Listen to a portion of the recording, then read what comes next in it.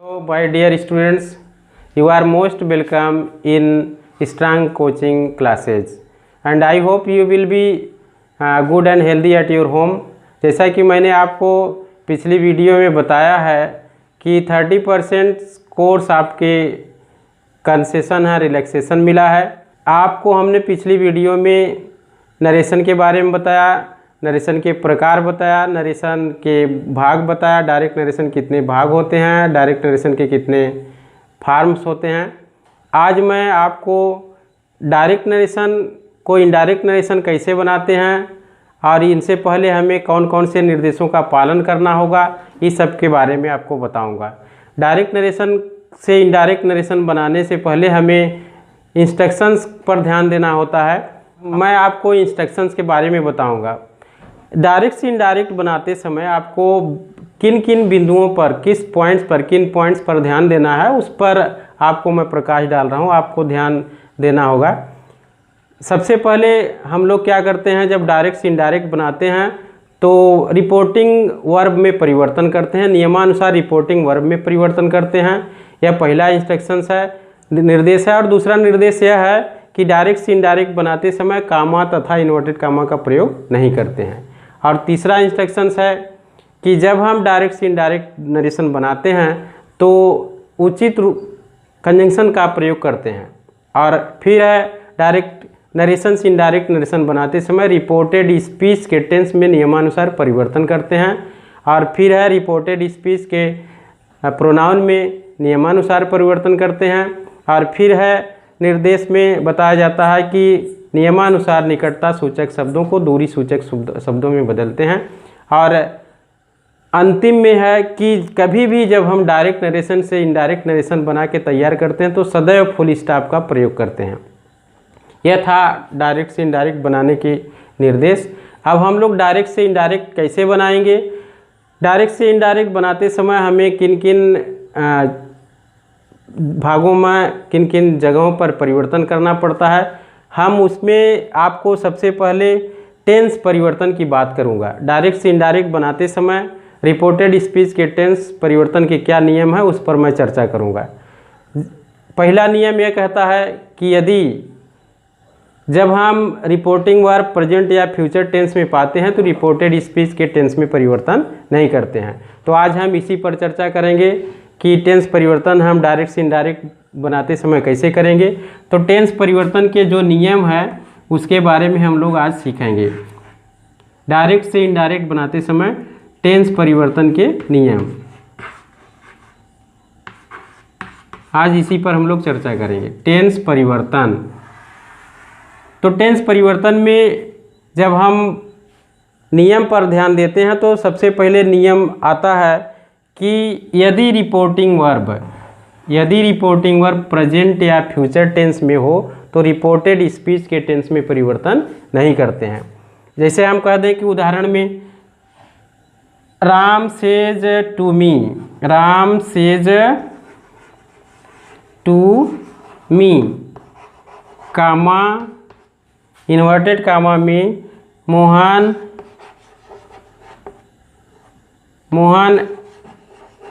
Is going.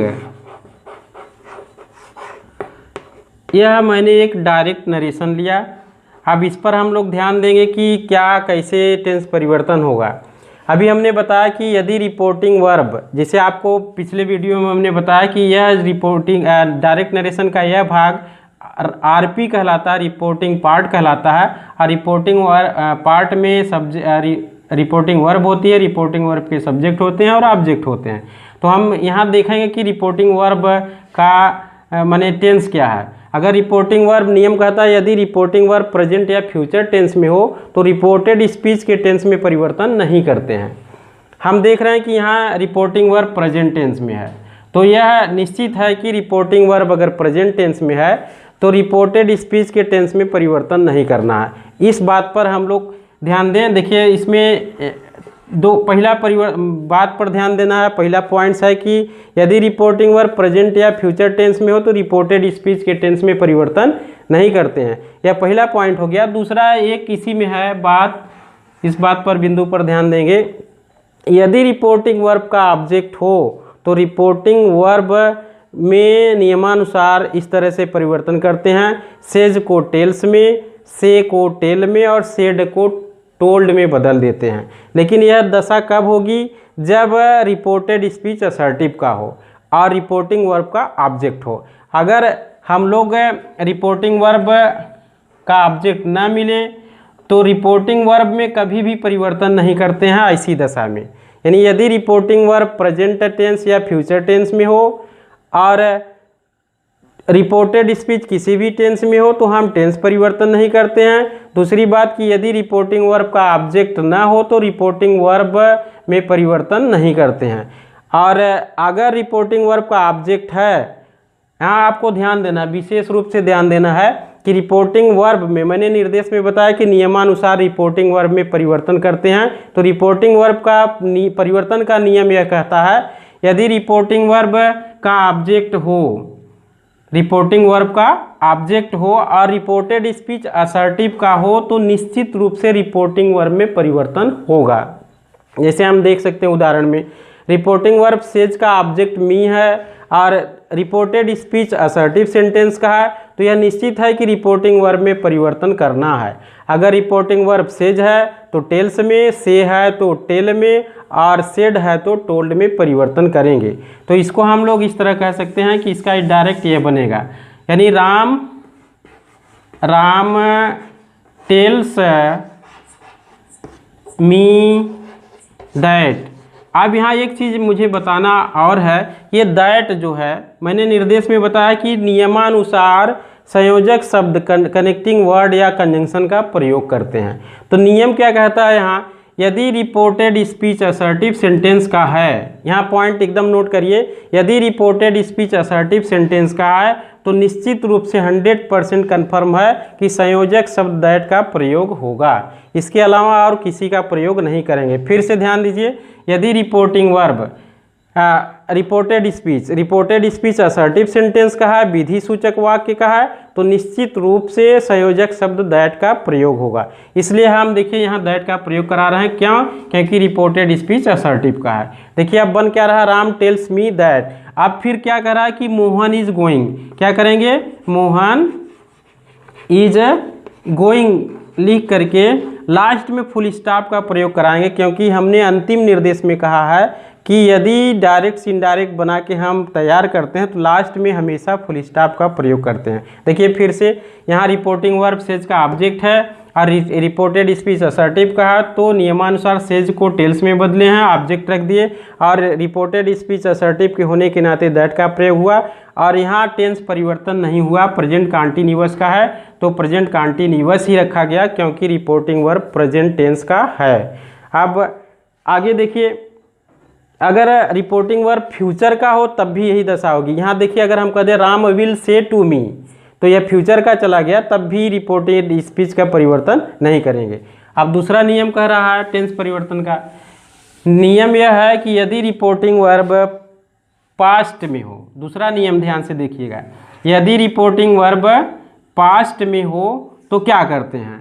तो नियम दूसरा कहता है, यदि रिपोर्टिंग वर्ब पास्ट में हो, यदि रिपोर्टिंग वर्ब आर भी हम कह सकते हैं इसको, रिपोर्टिंग वर्ब पास्ट टेंस में हो, पास्ट टेंस में हो, और रिपोर्टेड स्पीच प्रेजेंट टेंस में हो, और रिपोर्टेड स्पीच क्या हो, प्रेजेंट में, प्रेजेंट टेंस में हो तो, प्रेजेंट टेंस में हो तो निम्नलिखित ढंग से परिवर्तन करते हैं। देखिए ध्यान से क्या करना है, यदि रिपोर्टिंग वर्ब पास्ट में हो, रिपोर्टेड स्पीच प्रेजेंट में हो तो इस तरह से परिवर्तन करते हैं। देखिए हम एक चार्ट बना दे रहे हैं, चार्ट के आधार पर समय कम लगेगा और आप लोग कॉपी कलम लेके इसको लिख लीजिए, केवल देखिए मत। देखिए इसमें क्या है कि कह रहे हैं कि चार्ट के अनुसार कह रहा है, अगर डायरेक्ट नरेशन में डू या डज या क्रिया का फर्स्ट फॉर्म लगा हो,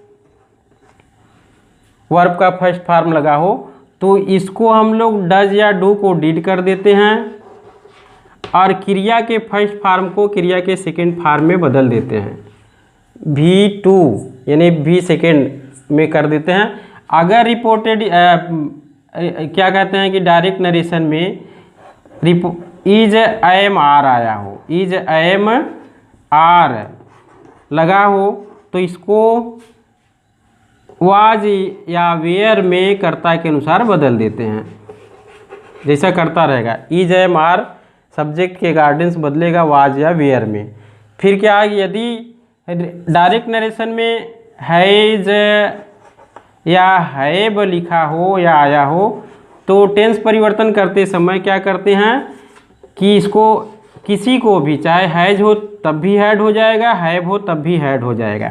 अगर हैज या हैज बीन लगा है या हैव बीन लगा है, तो हम इनको हर हाल में हैड बीन कर देते हैं, हैड बीन में बदल देते हैं। ध्यान से देखिए, यह नियम कब लागू होगा, यदि रिपोर्टिंग वर्ब पास्ट टेंस में हो तब हम ऐसी दशा में डू डज का डिड करते हैं, क्रिया का फर्स्ट फॉर्म का सेकेंड फॉर्म में बदलाव होता है।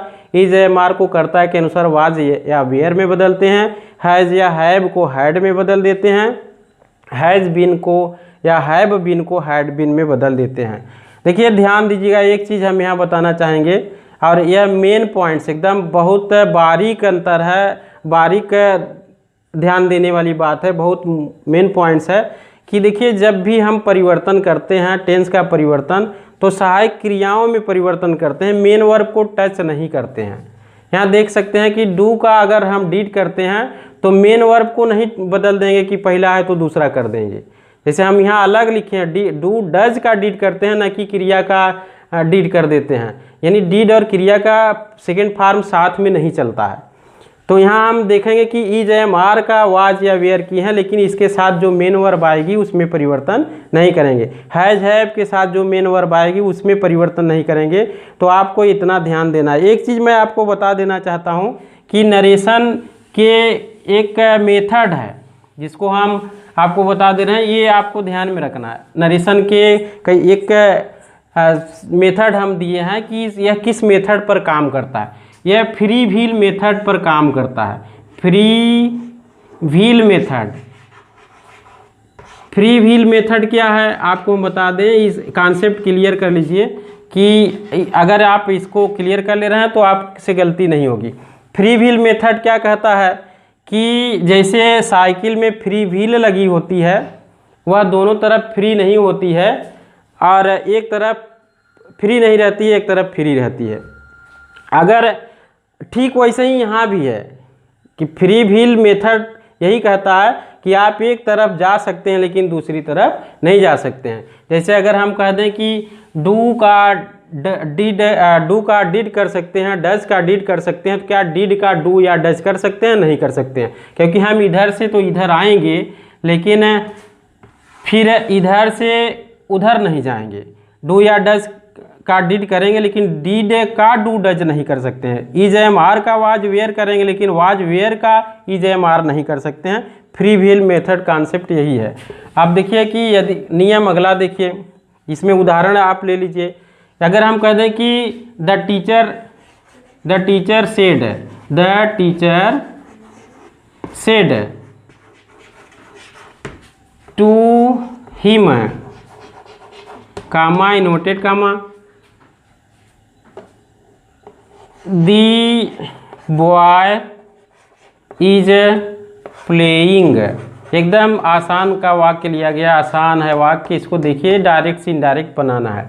अब हम नियम पर जब हम डायरेक्ट से इनडायरेक्ट बनाएंगे, सबसे पहले हम ध्यान देंगे रिपोर्टिंग वर्ब पर। रिपोर्टिंग वर्ब हमें बताती है कि हमें अब क्या करना है। देखिए, रिपोर्टिंग वर्ब पास्ट में है तो निश्चित रूप से रिपोर्टेड स्पीच भी पास्ट में जाएगा। यानी रिपोर्टिंग वर्ब पास्ट में है तो यह भी रिपोर्टेड स्पीच भी पास्ट में जाएगा। तो आप देख सकते हैं कि इसको हम कहेंगे तो क्या बनेगा, द टीचर सेड का टोल्ड हो जाएगा क्योंकि ऑब्जेक्ट है। देखिए, सेड का टोल्ड होता है या नहीं हम लोग कह सकते हैं। सेड का टोल्ड होता है यही हम नहीं कहेंगे। सेड का टोल्ड कब होता है, देखिए हम बता रहे हैं। सेड का टोल्ड तभी हो सकता है जब रिपोर्टिंग वर्ब का ऑब्जेक्ट हो और दूसरी बात की असर्टिव वाक्य रिपोर्टेड स्पीच असर्टिव सेंटेंस का हो। अगर दोनों शर्त पूरा कर रहा है वाक्य तब हम सेड को टोल्ड में बदलेंगे। तो हम देखिए पहला शर्त क्या है सेड को टोल्ड में बदलने का, दूसरा शर्त क्या है सेड को टोल्ड में बदलने का, हम बता दे रहे हैं। देखिए ध्यान से, यानी सेड का टोल्ड होने के लिए दो शर्त पूरा करना पड़ता है। दो शर्त में क्या है, पहला शर्त है कि रिपोर्टिंग वर्ब का ऑब्जेक्ट होना चाहिए, दूसरी शर्त क्या है रिपोर्टेड स्पीच असर्टिव का होना चाहिए। तो देखिए यह वाक्य जो है कि दोनों शर्त पूरा कर रहा है, सेड का ऑब्जेक्ट है और रिपोर्टेड स्पीच असर्टिव का है, इसका मतलब हमें सेड का टोल्ड करना है। देखिए अब हो गया क्या, the teacher told him that क्यों लग रहा है, हम बार बार बता रहे हैं असर्टिव का रहेगा रिपोर्टेड स्पीच तो निश्चित रूप से दैट का प्रयोग होता है। अब देखिए यहाँ क्या करेंगे, द बॉय। अब देखिए नियम क्या कह रहा है, यदि रिपोर्टिंग वर्ब पास्ट में है तो रिपोर्टेड स्पीच भी पास्ट में जाएगा, लेकिन नियमानुसार रिपोर्टिंग वर्ब पास्ट में है और रिपोर्टेड स्पीच प्रेजेंट कंटिन्यूअस में है तो इसका ठीक पास्ट कंटिन्यूअस हो जाएगा। तो इज का क्या हो जाएगा, वाज। क्या हो जाएगा, इज का वाज। अब देखिए यह हो गया आपका डायरेक्ट से indirect, the teacher told him that the boy was playing. ठीक इसी तरह से हमें करना है।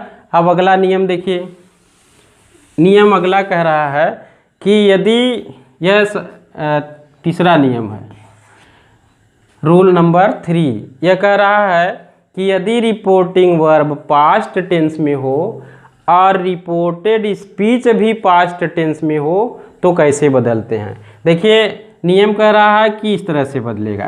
देखिए हम लिखेंगे, ज़्यादा नहीं, चार्ट ही दे रहे हैं जिससे आपकी मदद हो जाएगी। देखिए अगर कह रहा है, नियम कह रहा है यदि रिपोर्टिंग वर्ब पास्ट में हो और रिपोर्टेड स्पीच भी पास्ट में हो तो रिपोर्टेड स्पीच के टेंस में निम्नलिखित ढंग से परिवर्तन करते हैं। ये ब्लैक बोर्ड पर आप देखिए, यानी अगर डिड है या क्रिया का सेकेंड फॉर्म है तो निश्चित रूप से इनमें से कोई मिल रहा है, चाहे डिड मिल रहा है या क्रिया का सेकेंड फॉर्म मिल रहा है, तो हर हाल में हम इसको हैड लिख के क्रिया का थर्ड फॉर्म में परिवर्तन करेंगे, यानी हमेशा हैड लिख के क्रिया का तीसरा रूप लगाएंगे। अगर वाज या वेयर है डायरेक्ट नरेशन के रिपोर्टेड स्पीच में तो इनमें से कोई रहेगा, चाहे वाज हो चाहे वेयर हो, हम इनको बदल के हैड बीन में परिवर्तित कर देते हैं, यानी इनको लिखते हैं। अगर यहाँ हैड है डायरेक्ट नरेशन के रिपोर्टेड स्पीच में तो नो चेंज, यानी हैड का हैड ही लिखते हैं। और अगर हैड बीन है तब भी परिवर्तन नहीं करते हैं, हैड बीन ही लिखते हैं। अब देखिए उदाहरण, हम एक उदाहरण दे रहे हैं इसी पर, इसको देख लीजिए, नोट कर लीजिए। और उदाहरण क्या देख सकते हैं, जैसे यहाँ है, अगर हम कह दें कि Sohan said to Ram comma inverted comma he did not go full stop inverted comma close. अब ध्यान से देखिए, यह मैंने एक डायरेक्ट नरेशन दिया है। डायरेक्ट नरेशन को अब हम लोग क्या करेंगे, देखेंगे। देखिए यहाँ सेड का ऑब्जेक्ट है और रिपोर्टेड स्पीच असर्टिव का, निश्चित रूप से सेड का टोल्ड होगा। सोहन टोल्ड राम दैट लगेगा क्योंकि रिपोर्टेड स्पीच असर्टिव का है। अब यहाँ क्या, ही यहाँ लिख देंगे। अब चार्ट को देख करके बता सकते हैं, डीड का हैड और क्रिया का सेकेंड थर्ड फॉर्म होता है, तो क्या हो जाएगा, ही हैड नॉट गॉन। गो का थर्ड फॉर्म क्या होता है, गॉन। देखिए यह हो गया उदाहरण आपका, इसी तरह से सबको कर लेंगे। अब अगला नियम है, अगला नियम ये कहता है कि यदि, चौथा नियम के अंतर्गत हम बता रहे हैं आपको, चौथा नियम क्या कह रहा है, यदि रिपोर्टिंग वर्ब पास्ट में हो और रिपोर्टेड स्पीच में कोई मॉडल वर्ब लगा हो तो कैसे परिवर्तन करते हैं, देखिए ध्यान से। तो मॉडल वर्ब कौन कौन है हम लिख दे रहे हैं।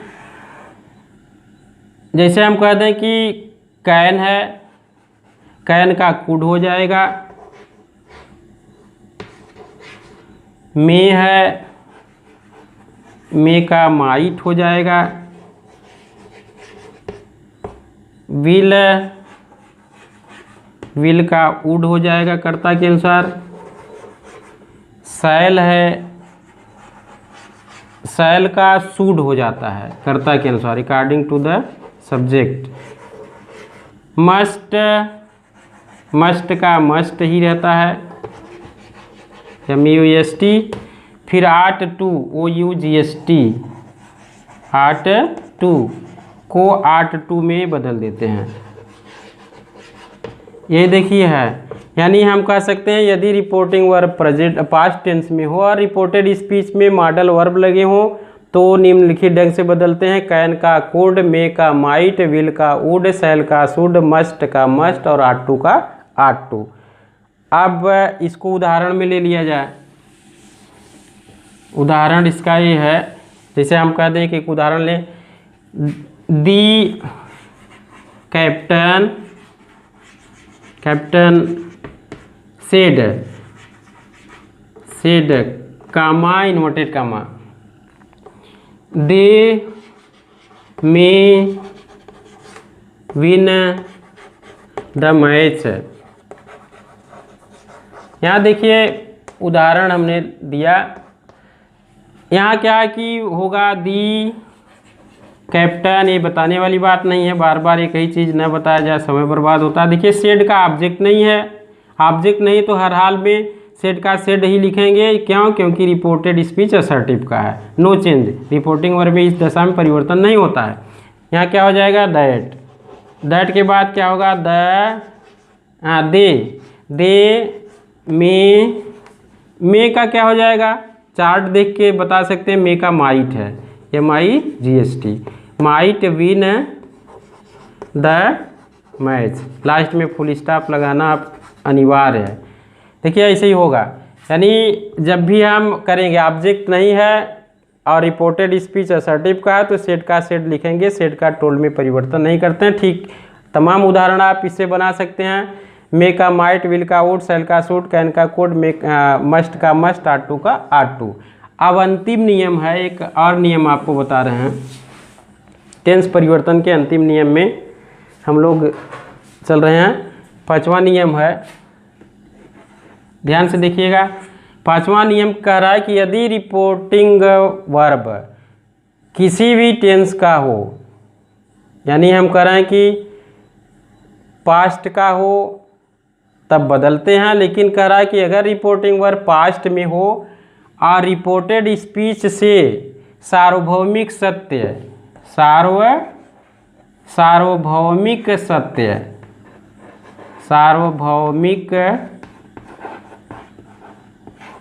सार्वभौमिक सत्य, इसको अंग्रेजी में कहते हैं यूनिवर्सल ट्रूथ है, यूनिवर्सल ट्रूथ है।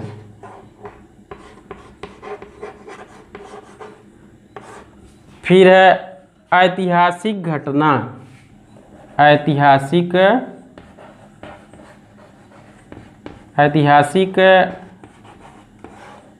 घटना, दुर्घटना नहीं घटना से है, यहाँ हम घटना इवेंट्स की बात कर रहे हैं। ऐतिहासिक घटना जिसको हम लोग हिस्टोरिकल इवेंट्स कहेंगे अंग्रेजी में, हिस्टोरिकल इवेंट्स। फिर है आदत, इसको हिंदी में अंग्रेजी में कहेंगे हैबिचुअल एक्शन, हैबिचुअल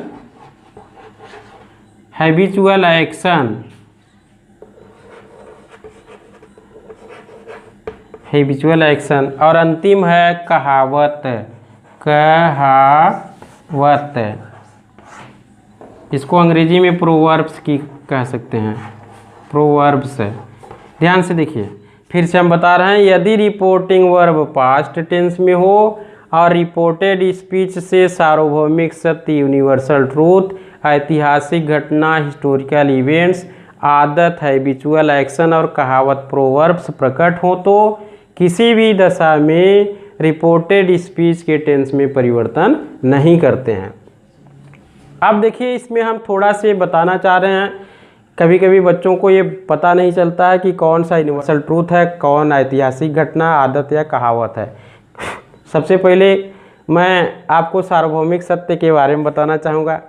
सार्वभौमिक सत्य के अंतर्गत वह क्रिया आती है जो तीनों काल में पाई जाती हो, तीनों काल में घटित होती हो। जैसे हम कह दें कि, ध्यान से देखिएगा, सूर्य पूरब में उगता है, the sun rises in the east. ध्यान से देखिए, यह सार्वभौमिक सत्य के अंतर्गत आ सकता है। जैसे हम कह दें कि यह एक नरेशन, हम बोल दें direct narration, Ram said, comma inverted comma, Ram said comma inverted comma में the sun rises in the east. तो हमें देखना है क्या रिपोर्टिंग वर्ब पास्ट में है तो क्या रिपोर्टेड स्पीच का टेंस परिवर्तन होगा, अगर होगा तो क्यों, अगर नहीं होगा तो क्यों। तो हम देख रहे हैं कि रिपोर्टिंग वर्ब पास्ट में है और रिपोर्टेड स्पीच प्रेजेंट इंडिफिनिट में है, लेकिन यह टेंस नहीं बदल रहा है क्योंकि सार्वभौमिक सत्य है। अब हम सार्वभौमिक सत्य के अंतर्गत इसको क्यों रख रहे हैं, इस पर हम बात कर रहे हैं। यानी सूर्य पूरब में उगता है, उगता था, उगता है, उगता रहेगा, तीनों काल में है, इसका मतलब है सार्वभौमिक सत्य है। यानी हम दूसरा वाक्य ले सकते हैं,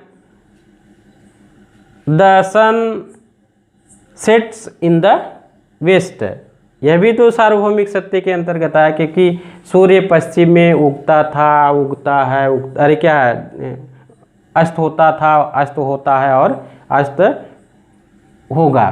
तो तीनों काल में दिख रहा है, और अगर तीनों काल में क्रिया घटित हो रही तो निश्चित रूप से वह सार्वभौमिक सत्य के अंतर्गत आता है। ऐतिहासिक घटना जो इतिहास से जुड़ा हो, घटनाएं जो इतिहास से जुड़ी हैं, जैसे इंडिया गॉट फ्रीडम इन 1947, या हम कह सकते हैं Maharana Pratap was the king of Mewar, ये सब क्या है, सार्वभौमिक सत्य नहीं है बल्कि ऐतिहासिक घटना है। अब कहावत में यानी आदत में क्या है, आदत में कह सकते हैं डॉग्स बार्क। ध्यान से देखिए, यह एक ऐसा वाक्य है जो कि आदत जाहिर कर रहा है। अगर हम इसको नरेशन बना दें, he said comma inverted comma, he said dogs bark. तो यहाँ डॉग्स बार्क आदत जाहिर कर रहा है, कुत्ते भौंका करते हैं। तो इस रिपोर्टेड स्पीच से आदत प्रकट हो रहा है, तो हम इसके टेंस में परिवर्तन नहीं करेंगे। डायरेक्ट से इसका इनडायरेक्ट बनेगा ही सेड। अब सेड का सेड ही क्यों है, क्योंकि ऑब्जेक्ट नहीं है, और दूसरी बात की रिपोर्टेड स्पीच असर्टिव का है, इसलिए हम ऐसा कर रहे हैं। He said dogs that, he said that dogs bark. अब देखिए टेंस परिवर्तन नहीं हुआ, क्यों, क्योंकि रिपोर्टेड स्पीच से किसी की आदत प्रकट हो रही है। और इसके बाद है कि यदि रिपोर्टेड स्पीच से कहावत प्रकट हो तब भी टेंस के, रिपोर्टेड स्पीच के टेंस में परिवर्तन नहीं करते हैं। जैसे हम एक उदाहरण ले लें कि the man said to me comma inverted comma life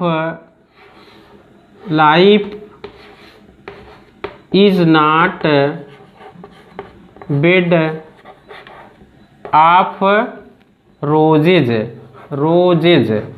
ध्यान से देखिए, इसमें क्या है, the man said to me life is not bed of roses. इसमें देखिए रिपोर्टेड स्पीच से कहावत प्रकट है। Life is not bed of roses एक कहावत है। ऐसी दशा में हम रिपोर्टेड स्पीच के टेंस में परिवर्तन नहीं करेंगे। जैसे है कि इसका डायरेक्ट से इनडायरेक्ट बन रहा है दी मैन टोल्ड। टोल्ड क्यों हो गया? क्योंकि इसका ऑब्जेक्ट है और रिपोर्टेड स्पीच असर्टिव का है। टोल्ड मी दैट, दैट क्यों लग रहा है? क्योंकि रिपोर्टेड स्पीच असर्टिव का है। अब देखिए लाइफ इज का वाज नहीं कर पाएंगे। Life is not bed of roses, bed of roses, full stop. अब ध्यान से देखिए कि यही था टेंस के परिवर्तन का नियम। अब मैं अगली वीडियो में आपको रिपोर्टेड स्पीच में प्रोनाउन का परिवर्तन के बारे में बताऊंगा कि रिपोर्टेड स्पीच में अगर प्रोनाउन लगा है तो उसको कैसे बदलेंगे, यह अगली वीडियो में हम देंगे। नरेशन के अगले भाग को देखने के लिए चैनल को सब्सक्राइब करिए और बेल आइकन को प्रेस करिए।